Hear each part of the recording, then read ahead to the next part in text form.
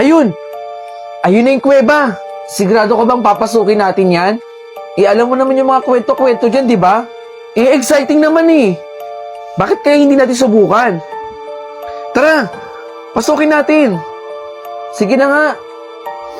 Sandali. Hindi kayo pwede pumasok sa loob ng kuweba hanggat wala kayong kasamang gagabay para sa inyo. Sige po, magpapasama po kami. Sundan niyo ako. Sige po. Dito, oh. Napakaganda naman ng bato na to. Guys, tignan nyo dito. Ang ganda ng bato. Wag mong hahawakan ng bato. Lubhang delikado. Sorry guys, bawal daw hawakan. Okay naman pala dito sa loob eh, no? Ang gaganda ng mga bato-bato dito. Magpipicture lang po ako ha. Sandali. Huwag kang kukuha ng litrato dito sa loob. Pakibura na lang yan. Bawal po yan. Ay, sige po. I-delete ko na lang po. Bakit po kaya puro kababalagan ng kwento dito? Puro nakakatakot po ang istorya dito. Totoo po ba lahat yun? Ang ganda naman ito. Pipicturan ko kahit bawal. Bakit po kayo hindi nakakasagot? Ang mga na-research naman po namin, puro ganun.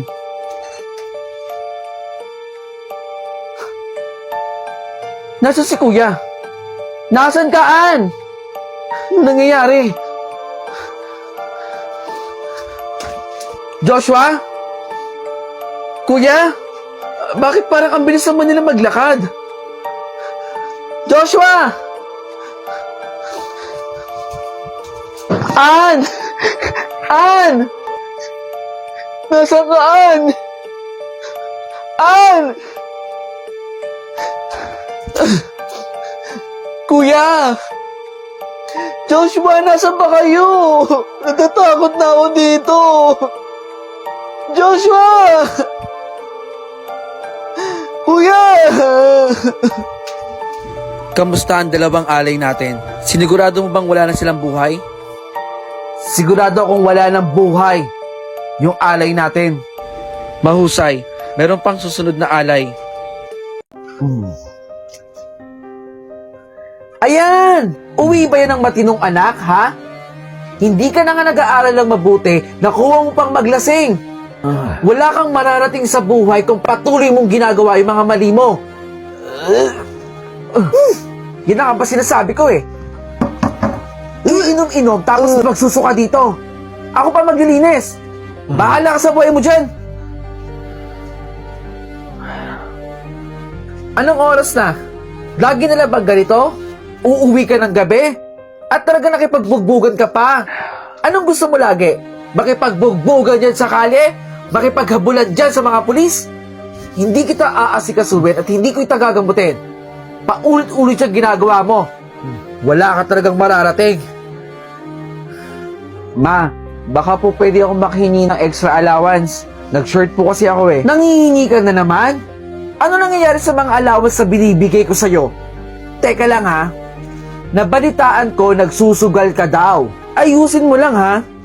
Hindi kita bibigyan ng extra money, extra allowance, hanggat hindi mo naayos at hindi ka nakakapag-ipon. Matuto kayong ayusin yung pera ninyo. Huwag niyo na po akong bigyan, ma. Ang dami niyo agad sinabi. Napakapasaway.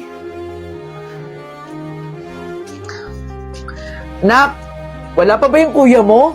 Ma, wala pa rin po si Kuya. Anong oras na nga po eh? Aling Marie, anak mo ata yung nakipagbugbogan dyan sa labas. Nakipagbasag ulo na naman yung kuya mo. Pakipuntahan na lang po sa barangay. Kahit kailan ka talaga eh, no? Ano ba nangyayari sa'yo? Ha? Pasaway ka talaga eh. Pasensya na po, Kapitan. Pero ano po ba talaga nangyari? Ito po, panoorin niyo po yung CCTV para malaman po ninyo yung totoong nangyari. Sige po, panood po ako. Malilintikan ka talaga sa akin. Anong oras na naman? Teka, akit bahay yun ah. Hoy! Magnanakaw kayo no?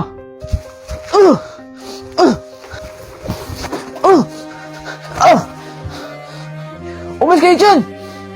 ipababarangay ko kayo! Bahay pa talaga namin, ha?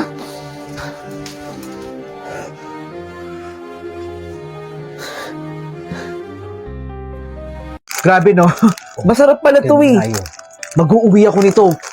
Ulan namin sa bahay. Iya, halika rito sandali. Bawal mag-uwi ng pagkain galing dito sa patay. Hindi mo ba alam yung pamahiin na ganon? Pasensya na po. Hindi mo alam, baka mamaya sumunod sa iyo ang patay. Iya, kung gusto mong kumain, dito lang. Bawal mo yan iuwi. Ibalik mo na to dun, oh. Sige, balik mo na. Binabalik ko na po yung pagkain, pasensya na po. Hindi po kasi namin alam yung pamahiin na ganon, eh. Salamat po sa pagpapaalala. Ang mga kabataan talaga ngayon, no? Hindi na alam ang mga pamahiin natin. Oy, iyo! Hindi mo ba't alam bawal magsuot ng kulay pulang damit kung ikaw ay pupunta sa patay? Naku po, pasensya na po. Abay, magbigay respeto ka naman. Doon sa pamilya ng yumao, iyo. Hindi ko po talaga alam. Magpalit ka doon itim. O ng kahit ng puti. Sige po, magpapalit po ako. Pasensya na po, Nay. Ganito na ba talaga mga kabataan ngayon? Uy, Mare, nakikiramay ako, ha? Bakit? Kayo ba'y uuwi na? Oho, Nay. Uuwi na ho kami. Alam niyo na ba ang pamahiin? Kailangan niyo magpagpag. Pumunta kayo kahit saan. Huwag agad kayong didiretso sa bahay ninyo para hindi sumunod ang kaluluwa sa inyo. Mabuti nang sumunod kayo sa pamahiin kaysa mangyari. Masusunod po, Nay. Mag-iingat kayo pag uwi. Maraming salamat po. Mag-ingat din po kayo, ha? Berto! Berto! Nay, bakit po? Kayo ba ay nagbasag? Basag? Kailangan po ba magbasag, Nay? Hindi niyo ba alam yung pamahiin na baka may sumunod sa atin? Naku po, hindi po namin alam, Nay. Pasensya na hindi po kami nakapagbasag.